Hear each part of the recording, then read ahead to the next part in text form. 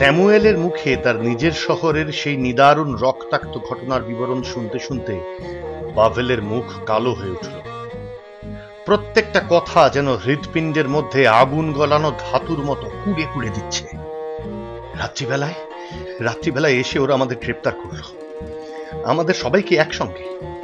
নিশ্চয়ই কোনো হারামজাদা সামরিক সেপাইয়ের কাছে আমাদের লুকোবার জায়গাটা ফাঁস করে দিয়ে এসেছিল।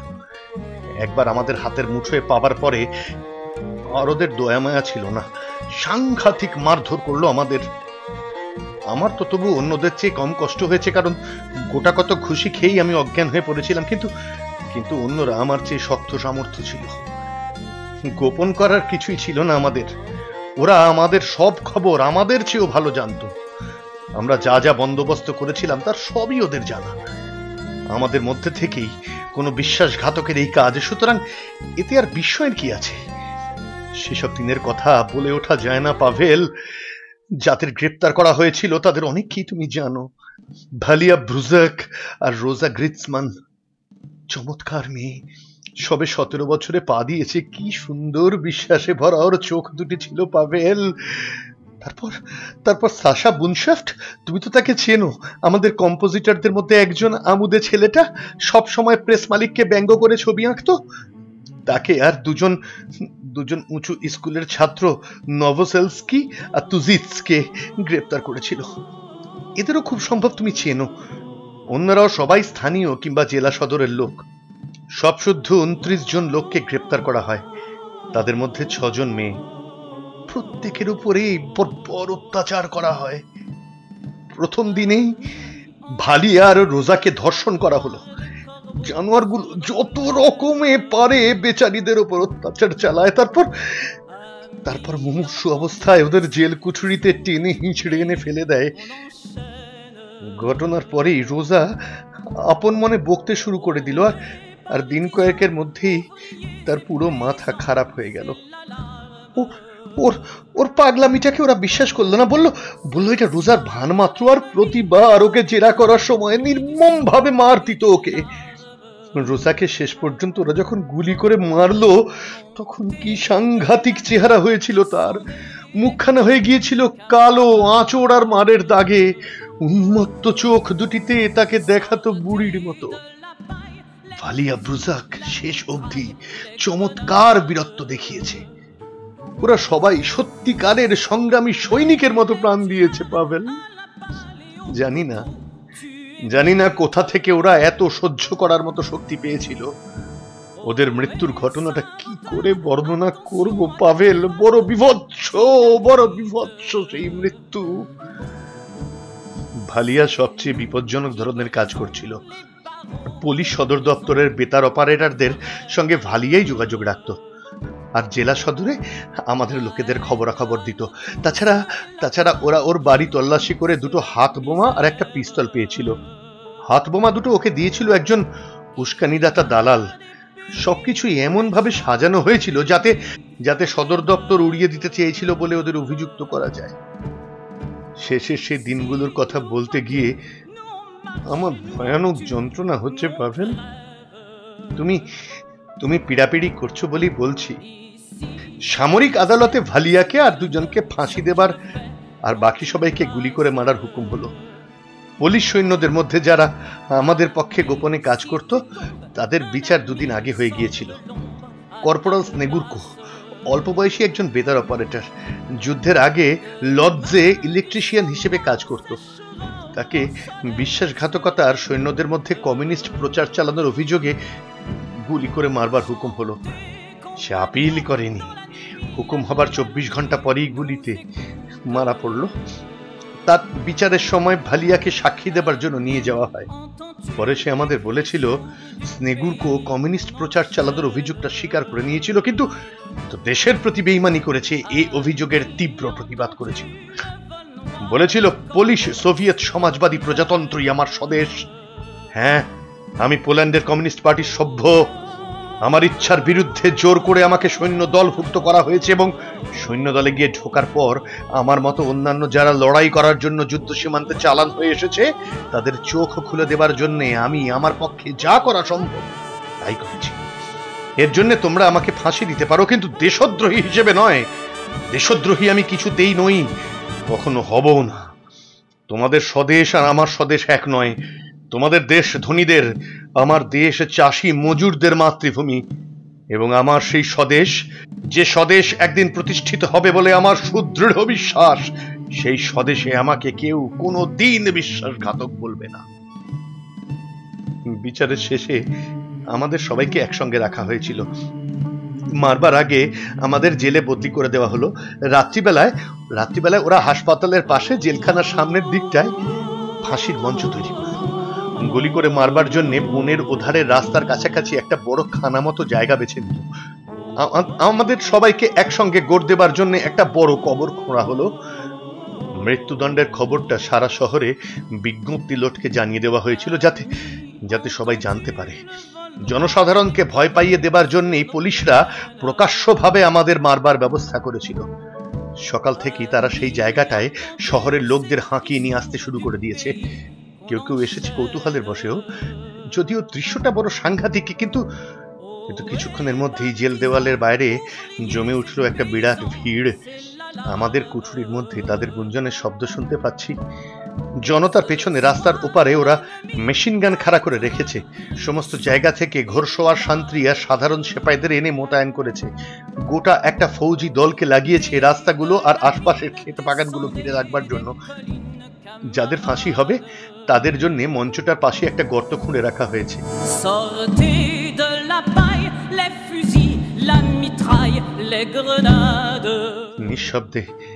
নিঃশব্দে আমরা শেষ মুহূর্তের অপেক্ষায় আছি।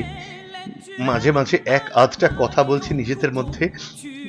পরস্পরকে যা বলার ছিল সবই আমাদের আগে রাত্রে বলা হয়ে গেছে। বিদায়ও নিয়ে রেখেছি। শুধু কুঠুরিটার এক কোণে বসে রোজা আপন মনে ফিসফিসিয়ে কথা বলছে।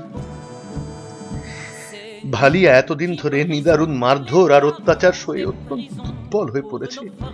নড়াচড়া করতে পারছে না বলে চুপ করে বসে আছে বেশিরভাগ সময়। স্থানীয় দুজন কমিউনিস্ট মেয়ে, এরা দুই বোন, পরস্পরকে জড়িয়ে ধরে শেষ বিদায় নেবার সময় চোখের জল আর সামলাতে পারছে না। গ্রামের একজন জোয়ান তরুণ স্তেপানভ, ওকে গ্রেপ্তার করতে গিয়ে দুজন সামরিক পুলিশ ঘায়েল হয়েছিল ওর হাতে। সে এগিয়ে এসে বোন দুজনকে বলল, কান্না নয় কমরেড, এখানে কাঁদলেও বাইরে বেরিয়ে যেন কেঁদো না। ওই হারামজাদা জানোয়ারগুলোকে হাসাহাসি করার সুযোগ যেন আমরা না দিই। যতই চোখের জল ফেলা যাক না কেন, ওরা কোনো রকম দয়া দেখাবে না। মরতেই হবে আমাদের, সুতরাং বীরের মতোই মরি না কেন। মাথা নিচু করব না আমরা। মনে রেখো কমরেড, আমরা মাথা উঁচু করে মরব।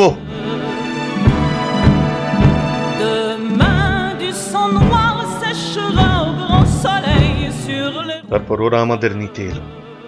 সকালের আগে সোয়ারকোভস্কি, পুলিশ গোয়েন্দা বাহিনীর কর্তা, পাগলা কুত্তার মতো নিষ্ঠুর, স্ত্রীলোকের ওপর অত্যাচার করে ওর মতো সুখ বোধহয় আর কেউ পায় না। নিজে যখন ধর্ষণ করে না, তখনও সে তার সৈন্যদের ধর্ষণ করা দেখে মজা উপভোগ করে। দুই সারি পাহারাওয়ালার মাঝখান দিয়ে আমাদের হাঁটিয়ে নিয়ে আসা হলো রাস্তার উপরে ফাঁসি মঞ্চটার কাছে। এই সামরিক পাহারাওয়ালার কাঁধের ওপরে হলদে রঙের কাপড়ের পটি দেখে আমরা নাম দিয়েছিলাম ক্যানারি পাখি। খোলা তলোয়ার হাতে নিয়ে ক্যানারি দাঁড়িয়েছিল। রাইফেলের গুঁতোয় ঠেলে ওরা আমাদের জেল আঙিনাটা পার করে এনে এক এক সারিতে 4 জন করে দাঁড় করিয়ে দিল। তারপর গেট খুলে রাস্তায় বের করে এনে ফাঁসি মঞ্চের দিকে মুখ করে আমাদের দাঁড় করিয়ে দিল, যাতে নিজের পালা আসার আগে আমরা আমাদের কমরেডদের মরাটা দেখতে পাই। মোটা গুঁড়িতে তৈরি উঁচু মঞ্চ, মাথার ওপর আর কাঠটা থেকে ফাঁসি লাগানো 3টে ভারী দড়ি ঝুলছে। প্রত্যেকটা ফাঁসের নিচে সিঁড়িওয়ালা এক একটা মঞ্চ কাঠের চৌকশ দিয়ে ঠেক দেওয়া, যাতে সেটাকে পায়ের গুঁতোয় ঠেলে সরিয়ে দেওয়া যায়। উত্তাল জনসমুদ্র থেকে একটা ক্ষীণ গুঞ্জন উঠছে। প্রত্যেকের চোখ আমাদের ওপর আটকে গেছে যেন। আমাদের কিছু লোককে ভিড়ের মধ্যে দেখতে পেলাম। কিছু দূরে উঁচু বারান্দায় একদল পুলিশ ভদ্রলোক আর অফিসার পকেটে দূরবীন নিয়ে দাঁড়িয়ে আছে। বলশেভিকদের ফাঁসি দেখতে এসেছে ওরা। রাত্রে বরফ পড়েছিল, নরম ঠেকলো পায়ের নিচ। বনটা সাদা হয়ে আছে, পেঁজা তুলোর মতো ঘন তুষারে ঢাকা পড়েছে গাছগুলো। তুষারের পাঁজ পাক খেয়ে ধীরে ধীরে পড়ছে আমাদের উত্তপ্ত মুখের ওপর। ফাঁসি মঞ্চের সিঁড়িগুলো বরফের গালিচায় ঢেকে গেছে। আমাদের গায়ে পোশাক সামান্যই, কিন্তু কিন্তু কেউই ঠান্ডা বোধ করছি না। এমনকি স্তোপানভ লক্ষ্যই করেনি যে সে খালি মোজা পায়ে বেরিয়ে এসেছে। ফাঁসি মঞ্চের পাশে দাঁড়িয়ে আছে সামরিক ফৌজদার, উকিল আর অন্যান্য কর্তা ব্যক্তিরা। শেষ পর্যন্ত ভালিয়াকে আর অন্য যে দুজন কমরেডকে ফাঁসি দেওয়া হবে তাদের বের করে আনা হলো জেলখানা থেকে। ওরা তিনজনই হাত ধরাধরি করে আসছে। ভালিয়াকে মাঝখানে ধরে দুপাশে দুজন নিয়ে আসছে, কারণ তার একা হেঁটে আসার শক্তি নেই। কিন্তু সে স্তেপানভের কথাগুলো মনে রেখে প্রাণপণে নিজেকে খাড়া রাখবার চেষ্টা করছে। মাথা উঁচু করে মরবো আমরা কমরেড। একটা পশমের কুর্তা তার গায়ে, কিন্তু ওঠ নেই। ওদের হাত ধরাধরি করে আসাটা যে সোয়ারকোস্কির পছন্দ হয়নি সেটা স্পষ্টই বোঝা গেল, কারণ সে ওদের পেছন দিক থেকে ঠেলা লাগালো। ভালিয়া কি যেন বলে উঠতেই একজন সেপাই তার মুখের ওপর প্রচন্ড জোরে চাবুক কষিয়ে দিল। ভিড়ের মধ্যে একটা স্ত্রীলোক আর্তচিৎকার করতে করতে পাগলের মতো ছটফট করছে, শান্তিদের বেড়া ভেঙে বন্দীদের কাছে আসার চেষ্টা করছে, কিন্তু ওকে ধরে টেনে সরিয়ে দেওয়া হলো। সে নিশ্চয়ই ভালিয়ার মা। ওরা ফাঁসি মঞ্চের কাছাকাছি আসতেই ভালিয়া গাইতে শুরু করলো ওয়ার্শিয়াঙ্কা গানটি। এমন স্বর আর কখনো শুনিনি। মৃত্যুর মুখে যে এগিয়ে চলেছে কেবল সেই ওরকম আবেগ দিয়ে গাইতে পারে। ভালিয়ার গানের সঙ্গে সঙ্গে অন্য দুজনও গলা মেলালো। ঘর সবার পাহারাওয়ালা রাগে অন্ধ হয়ে চাবুক চালাতে লাগলো, কিন্তু ওদের তিনজনের গায়ে লাগছে বলে মনে হলো না। মাটিতে পেড়ে ফেলে ওদের বস্তার মতো টেনে নিয়ে গিয়ে তোলা হলো ফাঁসি মঞ্চে। হুকুমনামাটা তাড়াতাড়ি পড়ে যাবার পরেই ওদের গলায় ফাঁস পুড়িয়ে দেওয়া হলো। সেই মুহূর্তে আমরাও আন্তর্জাতিক গান গাইতে শুরু করলাম। চারিদিক থেকে সেপাই শান্তিরা ছুটে এলো আমাদের দিকে। শুধু এইটুকু দেখতে পেলাম, মঞ্চের নিচে ঠেকা দেওয়া কাঠের চৌকশগুলো রাইফেলের কুঁদোয় ঠেলে সরিয়ে দেওয়া হলো, আর তিনটে দেহ দড়ির ফাঁসে আটকে গিয়ে কেঁপে উঠল।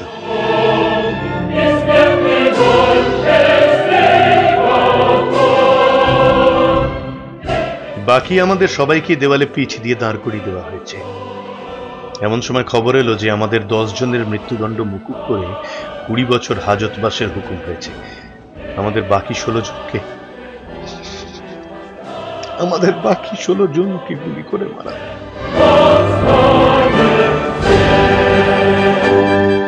স্যামুয়েল তার জামার গলার কাজটা চেপে ধরলো একটা স্নায়বিক প্রতিক্রিয়ায়, যেন দম বন্ধ হয়ে আসছে তার। 3 দিন ধরে ওদের দেহ ওইখানে ওই দড়ির ফাঁসে ঝুলে রইল। দিন রাত্রি পাহারা দিত ফাঁসি মঞ্চটাকে।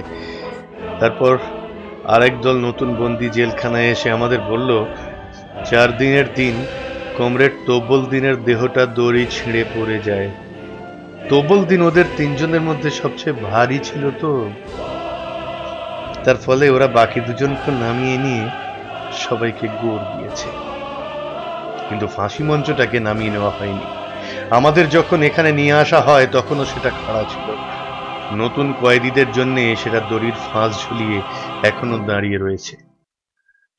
চুপ করে স্যামুয়েল দৃষ্টিহীন অপলক চোখে তাকিয়ে রইল সামনের দিকে, কিন্তু পাভেলের খেয়াল নেই যে তার বলা শেষ হয়ে গেছে। তার চোখের সামনে 3টে দেহ দড়িতে লটকানো, আর মাথাটা ভয়ঙ্কর ভাবে একপাশে হেলে যাওয়া অবস্থায় নিঃশব্দে ঝুলতে থাকলো।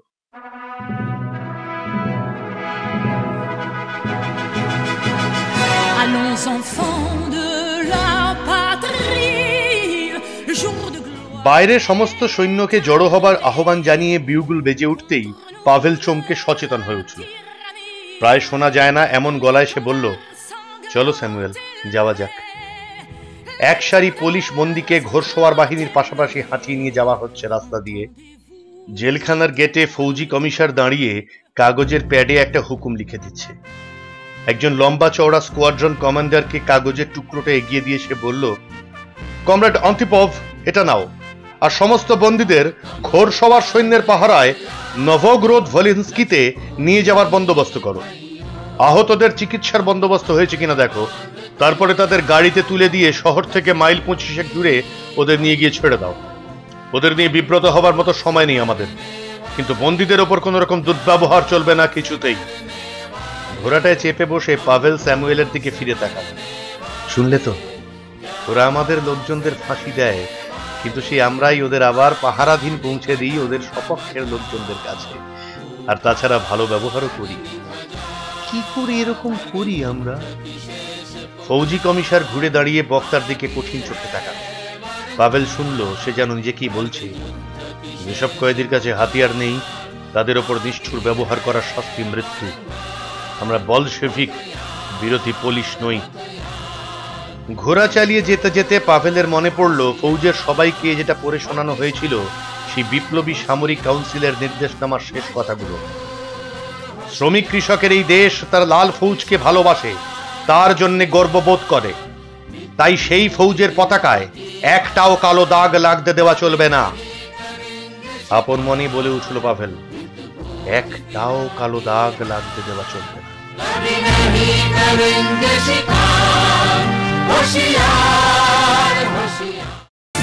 অনশন মৃত্যু তুষার তুফান প্রতি নগর হতে গ্রামাঞ্চল।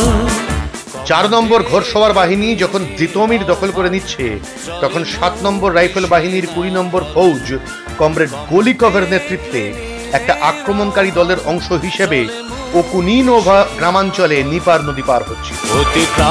25 নম্বর রাইফেল ফৌজ আর একটা বাস্কির ঘোড়সওয়ার ফৌজ নিয়ে এই দলটা গড়া হয়েছে। এদের ওপর নির্দেশ আছে নিপার পার হয়ে ইরশা স্টেশনের কাছে কিয়েভ কোরাস্তেন রেল লাইনটাকে বিচ্ছিন্ন করে ফেলতে হবে।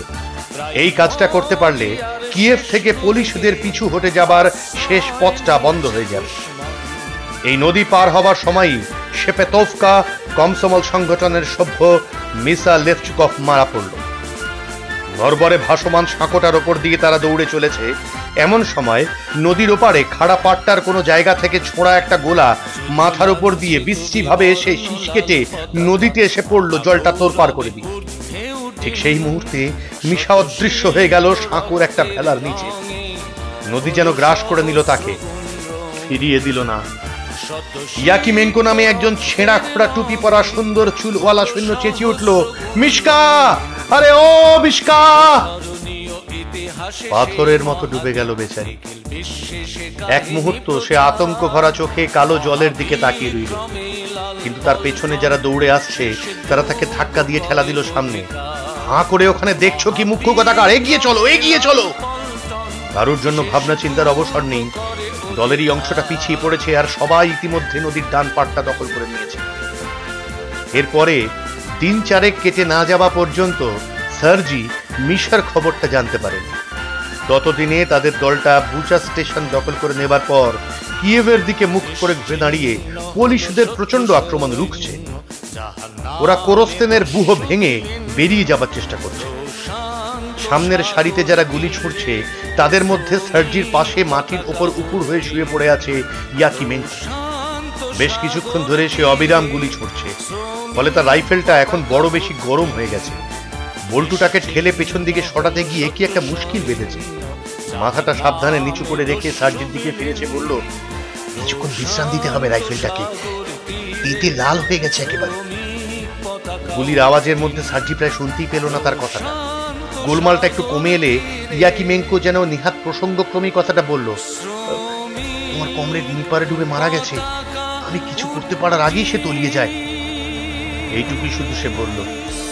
রাইফেলের বল্টুটা সরাবার খানিকটা চেষ্টা করে আরেকটা ক্লিপ বের করে নিয়ে সে বন্দুকটায় আরেক দফা গুলি ভরতে ব্যস্ত হয়ে পড়ল। প্রতি নগর হতে গ্রামাঞ্চল কমরেড লেনিনের আহ্বান, চলে মুক্তি সেনা দল। কমরেড লেনিনের আহ্বান। বেরদিচেভ দখল করার জন্য যাদের পাঠানো হয়েছিল সেই 11 নম্বর বাহিনীকে পুলিশদের পক্ষ থেকে প্রচন্ড প্রতিরোধের মুখোমুখি দাঁড়াতে হবে। রক্তাক্ত লড়াই চলল শহরের পথে পথে। মেশিন গান থেকে ঝাঁকে ঝাঁকে গুলি বর্ষণ করতে করতে লাল ফৌজের ঘোড়সওয়াররা এগুতে থাকে। শহর দখল হয়ে গেল। উৎখাত হয়ে যাওয়া পুলিশ ফৌজের বাকি লোকজন পালিয়ে গেল। ট্রেনগুলো রেল স্টেশনে ঠিক যেমন অবস্থায় রাখা ছিল সেই অবস্থাতেই পাওয়া গেল। কিন্তু পুলিশদের সবচেয়ে সাংঘাতিক ক্ষতি হলো গুলিগোলা মজুত করা একটা গুদাম উড়ে যাবার ফলে। গোটা যুদ্ধ সীমান্তে গুলিগোলা সরবরাহ করা হচ্ছিল এখান থেকে। লক্ষ লক্ষ গোলা শূন্যে ছিটকে উঠল। বিস্ফোরণের ফলে জানলার শার্সিগুলো টুকরো টুকরো হয়ে ভেঙে পড়ল, বাড়িগুলো তাসের ঘরের মতো কেঁপে উঠল। জিতমি আর বেরদিচেভ দখল হয়ে যাবার পরে পুলিশরা তাদের পেছনের ঘাঁটিতে একটা বড় রকম ঘাট, দুদিক দিয়ে সার বেঁধে তারা কিয়েভ থেকে বেরিয়ে আসছে। চারপাশের ইস্পাত দৃঢ় বৃত্তের ভেতর থেকে পথ কেটে বেরোবার জন্য তারা বেপরোয়া লড়ছে। চিরস্মরণীয় ইতিহাসে সেই মহাদিন, নিখিল বিশ্বে সে কাহিনী প্রচার। যুদ্ধের এই ঝোড়ো ঝাপটায় আচ্ছন্ন হয়ে গিয়ে পাভেলের কাছে ইদানিং তার নিজের চিন্তাটা একেবারেই তুচ্ছ হয়ে গেছে। তার ব্যক্তিসত্তা মিশে গেছে সমষ্টির মধ্যে। প্রত্যেকটি সংগ্রামী সৈনিকের মতোই পাভেলও আমি কথাটি ভুলে গেছে। শুধু আমরা, আমাদের ফৌজ, আমাদের পল্টন, আমাদের দল। ঘূর্ণাবর্তের মতো প্রচন্ড বেগে ঘটনা প্রবাহ ঘটে চলেছে। প্রত্যেকটা দিন বয়ে আনে নতুন নতুন কোনো ঘটনার খবর। আঘাতের পর আঘাত হেনে পুলিশদের গোটা পেছনের ঘাঁটিটা একেবারে গুঁড়িয়ে দিয়ে দুর্বার গতিতে এগিয়ে চলেছে বুদিয়ানির ঘোড়সওয়ার বাহিনী, পাহাড় ভেঙে নেমে আসা তুষারস্তূপের মতো। জয়ের উত্তেজনায় মাতাল ঘোড়সওয়ারের দলগুলো নিদারুণ একটা প্রচন্ডতা নিয়ে পুলিশদের পেছনের ঘাঁটির একেবারে কেন্দ্র নোভোগ্রাদ ভলিন্স্কির ওপরে নেমে এসেছে। সমুদ্রের ঢেউ যেমন পাহাড়ের পাথুরে তীরের বুকে আছড়ে পড়ে, তারপর পিছিয়ে গিয়ে আবার দুর্বার গতিতে এগিয়ে এসে আঘাত হানে, ঠিক সেই রকম তারা মাঝে মাঝে পিছিয়ে আসছে, আবার এগিয়ে গিয়ে আক্রমণ করবার জন্য নিদারুণ চিৎকারে বলে উঠছে, এগিয়ে চলো, আরো এগিয়ে চলো। প্রশান্ত সাগর তীরে কিছুতেই রক্ষা পেল না পুলিশরা।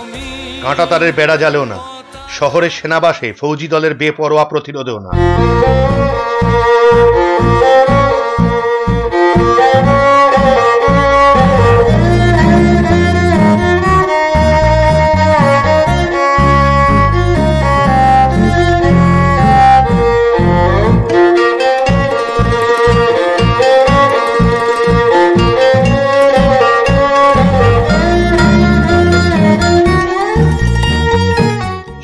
জুন সকালে বুদিয়নির ঘোড়সওয়ার বাহিনী স্লোচ নদীর বুকের ওপর ভাসমান সাঁকো ফেলে তার ওপর দিয়ে ঘোড়া থেকে না নেমেই পার হয়ে এসে নোভোগ্রাদ ভলিন্স্কির মধ্যে ঢুকে পড়ল।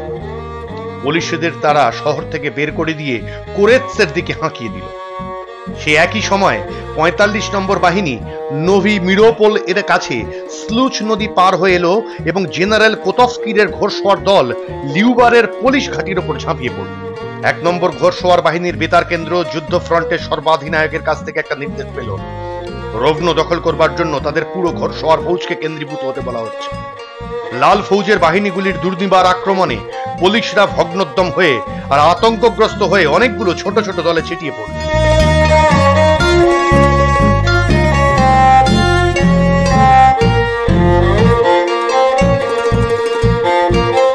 এই উদ্যান দিনগুলোর মধ্যে একদিন একজনের সঙ্গে অত্যন্ত অপ্রত্যাশিতভাবে পাভেল কোরচাগিনের দেখা হয়ে গেল।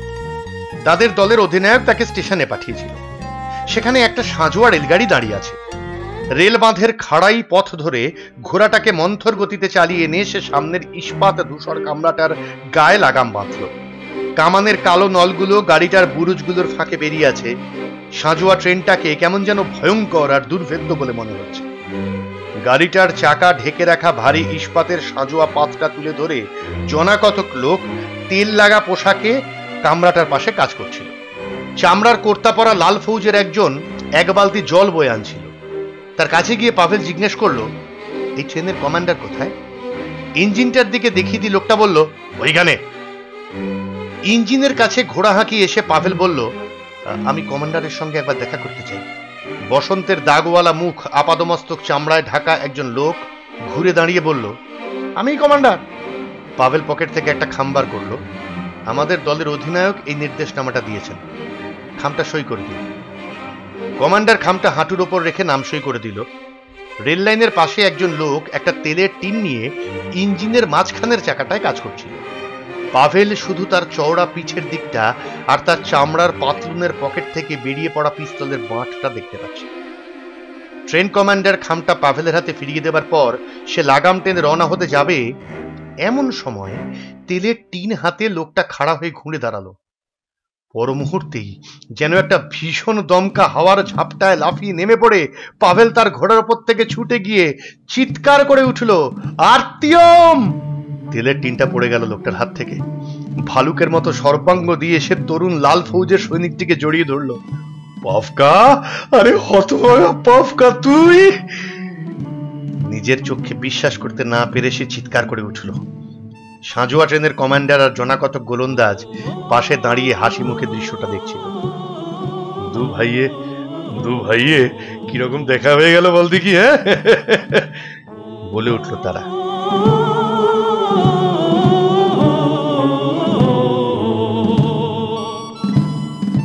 19 আগস্ট লতফ অঞ্চলে একটা যুদ্ধ চলার সময় ঘটনা ঘটল। লড়াইয়ের সময় টুপিটা হারিয়ে ফেলে পাভেল তার ঘোড়াটার রাশ টেনে ধরেছে। সামনের দলগুলো ইতিমধ্যেই পুলিশ ঘাঁটিগুলোর মধ্যে ঢুকে গেছে। এমন সময় ঝোপঝাড়গুলোর মধ্য দিয়ে নদীর দিক থেকে দ্রুত ঘোড়া হাঁকিয়ে দেমিদভ এসে পাভেলের পাশ কাটিয়ে যাবার সময় চিৎকার করে উঠল, আমাদের বাহিনীর কমান্ডার মারা পড়েছেন! চমকে উঠল পাভেল। তার আদর্শ বীর কমান্ডার লেতুনভ অসীম বিরক্তে ভরা মানুষটি মারা পড়েছেন। একটা বর্বর ক্রোধে আচ্ছন্ন হয়ে গেল পাভেল। তলোয়ারটার উল্টো পিছে দিয়ে সে তার ঘোড়া গ্লেদকোকে তালা দিল। ঘোড়াটা ক্লান্ত হয়ে পড়েছে, তার মুখের দুই পাশে রক্তমাখা ফেনা জমে উঠেছে। তবু পাভেল তার পিছে চেপে লড়াইয়ের একেবারে মাঝখানে ঝাঁপিয়ে পড়ল। মেরে ফেল, খতম করে ফেল নরকের কীটগুলোকে! এইসব পুলিশ রক্তচোষাদের দাও, শেষ করে দাও! ওরা লেতুনভকে মেরে ফেলেছে! কোনদিকে না তাকিয়ে সে তলোয়ারের চোট বসিয়ে দিল সবুজ কুর্তি পরা একটা লোকের ওপর। তাদের বাহিনীর কমান্ডারের মৃত্যুতে রাগে জ্ঞান শূন্য হয়ে লাল ফৌজের ঘোড়সওয়াররা একটা গোটা পুলিশ পল্টনকে একেবারে নিশ্চিহ্ন করে দিল। লড়াইয়ের মাঠের ওপর দিয়ে শত্রু সৈন্যের পেছন পেছন ওরা তাড়া করে ঘোড়া হাঁকালো। কিন্তু এতক্ষণে একটা পুলিশ গোলন্দাজ দল গোলা ছুটতে শুরু করে দিয়েছে। চারিদিকে মৃত্যু হেনে চকিতে গোলার টুকরোগুলো বাতাস কেটে বেরিয়ে যাচ্ছে। হঠাৎ এক ঝলক তীব্র সবুজ আলোয় বিদ্যুৎ খেলে গেল পাভেলের চোখের সামনে। বাজের শব্দে কানে তালা ধরে গেল তার। মাথার খুলির মধ্যে একটা আগুনে লাল করে তাতানো লোহার শিক ফুঁড়ে ঢুকে গেল। অদ্ভুত ভাবে আর ভয়ানক রকম টলছে মাটিটা, ধীরে ধীরে যেন উল্টে যাচ্ছে পৃথিবীটা। একটা খড়ের কুটোর মতো পড়ে গেল পাভেল তার জিনের ওপর থেকে। সোজা গ্লেদকোর মাথার উপর দিয়ে ধূপ করে পাভেল মাটির ওপর গিয়ে পড়ল। কালো রাত্রি ঘনিয়ে এলো সঙ্গে সঙ্গে। Chacun sait ce qu'il veut, ce qu'il fait quand il passe. Ami, si tu tombes, un ami sort de l'ombre à ta place. Demain, du sang noir séchera au grand soleil sur les routes. Chantez, compagnons, dans la nuit, la liberté nous écoute. Ami, entends-tu les cris sourds du pays qu'on enchaîne?